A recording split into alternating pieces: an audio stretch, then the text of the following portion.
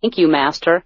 Look, I'm bored. I have this one flea that is driving me nuts. I give and give and give. I'm your best friend. I love you unconditionally, and what do you do for me? Oh, you feed me that same boring, dry food every day. I see what you eat. You think I'm stupid? I know there's variety in your meals, but I, for some reason, don't deserve anything more. Then they'd go into a long-winded, boring monologue about the day. Okay, this morning, there was this bird outside chirping and chirping and chirping, and so I start barking, right? And the bitch woman next door screams, "Shut up!" to me. She doesn't tell the stupid bird to shut up, just me. So I barked a few more times just to piss her off. I mean, she can't tell me what to do. You know what I'm saying? I hate her. Then I heard someone a few blocks away, so I started barking again. Guess what? Yep, started yelling at me again. It's not like she doesn't make noise of her own. She's got the TV on all day long, talk shows, and she thinks I'm loud. Those people yell at each other constantly, and when they do, the audience applauds and cheers. I mean, give me a break. I'm supposed to just lay around and make no noise? Oh, I don't know. Maybe I'm just in a bad mood. I think I'll just have a biscuit and head to bed. Hop to it. I can't get it myself. Turns out the main reason I love dogs is that they don't talk. Before my gratitude journal began, there were things out in the world that I wished never existed, like mosquitoes. Mosquitoes, especially at night, are the most annoying thing I can think of. I know there is some scientific explanation of why even the mosquito plays a part in balancing out nature, but that doesn't make up for the fact that I've spent the better part of what was supposed to be a good night's sleep hunting those bloodsuckers down. Then I thought, wait a minute, that's what being grateful is all about. It's about the mosquito and the fly and other bothersome creatures. If we didn't have them, what would I complain about? Who wants a world where there isn't a reason to complain? There are people in this world who never complain. Hey, you know Bob's girlfriend, Cheryl? She never complains about anything. Isn't that great? What am I supposed to talk to her about? Eventually, that's how people bond. What a boring relationship if the conversations went, "You like humidity? Me too." I love when mosquitoes bite me. It reminds me I'm alive. You know what doesn't bother me? Frostbite. Yeah, makes me forget I have fingers for a while. Small talk would be impossible. Boy, it sure is a hot one today. It's how reptiles thrive. Yes, but my skin doesn't shed. Yes, it does. We couldn't live if it didn't. Goodbye. Small talk is something I used to dread. Now, since I've found ways to be grateful, I realize that without small talk, people at parties would just stare at each other and eat twice as many chips.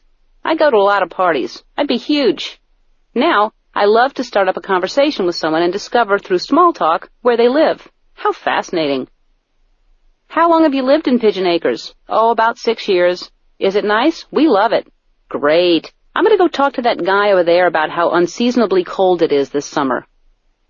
Okay, I should probably stand by the crudités platter and discuss where to buy the freshest vegetables.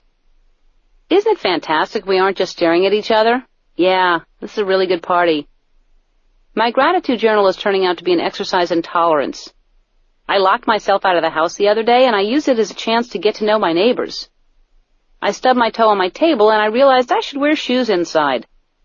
My cat knocked over my plant, and it made me hang all my plants. Now I have more room for books and candles. Gratitude is about taking that frown and turning it upside down. How can you turn a frown upside down when it's already down? It should be upside up. Gratitude is looking on the brighter side of life, even if it means hurting your eyes. Gratitude is something we can learn from others if they'll talk to you. Gratitude is appreciating the things that we can't have, like a talking dog. My self-conscious, or check me out. One of the best pieces of advice I've ever been given is don't care too much about what other people think, or you'll never do anything. Well, that's fine to say, but it's really hard to do without feeling self-conscious. Some people really, truly don't care what other people think, and I say good for them.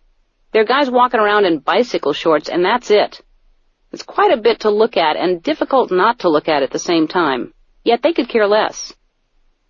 I've decided the key to doing whatever you want, and I've been interviewed on this hundreds of times, is standing out but fitting in.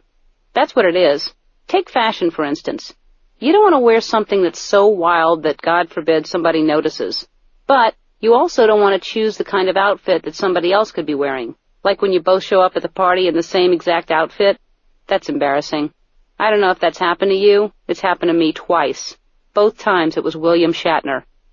And you know something? I think I look better in the tube top. I'll say it. The way I dress is kind of boring. I don't care. I don't go for all the trendy stuff. I don't understand it really. Sometimes I think that fashion designers are just trying to see what they can get away with. They want to see if you're willing to dress up like a circus clown or a prostitute, or worse yet, a circus prostitute. You know, they come up with some of these things like the sarong or the sari. I think it's the same thing. If not, I'm so wrong and sorry. There was a time when you were shopping, and there was an actual dressing room. There were 4 walls, and you entered through a door, a whole door. You could close the door, you could try clothes on, or cry, or whatever you do in the dressing room, but you had a door. There's no more door. You go to try clothes on, and the door just keeps getting higher and higher and lower. Essentially, you're trying on clothes behind a 2x4. You know, they can see the underwear going down around your ankles. I don't know about you, but I always take my underwear off no matter what I'm trying on. It's just a habit, really. They've made the door so tiny so the salesperson can get to you. You know, they couldn't before. They'd just be lurking outside the door, you know. You could just hear them. Can I get you anything? You need anything? Everything all right? How's everything? Can I get you anything? My name's Rachel if you need me. I'm a Capricorn, so I love to help people. My uncle's in prison for a crime he didn't commit. I love Ally McBeal. Did you see it last week? I have an eating disorder and I won't admit it. Do you think I'm pretty? I hate my job. Can I run away with you? Do you know Tom Cruise? Would he think I'm pretty? Now they can just poke their head right in there. Can I get you anything? How's everything? You need anything? Everything all right? I said I would call you, Rachel. I don't need anything. All that checking, what could be so wrong? Why do they have to check on you that often? What could be going so wrong in there? My bra's in my ass. Rachel! I'd like to see how far they'd go to help you if you told them your bra was in your ass. Oh, my. It's in the ass? Do you need a different color or size? I don't know what to do.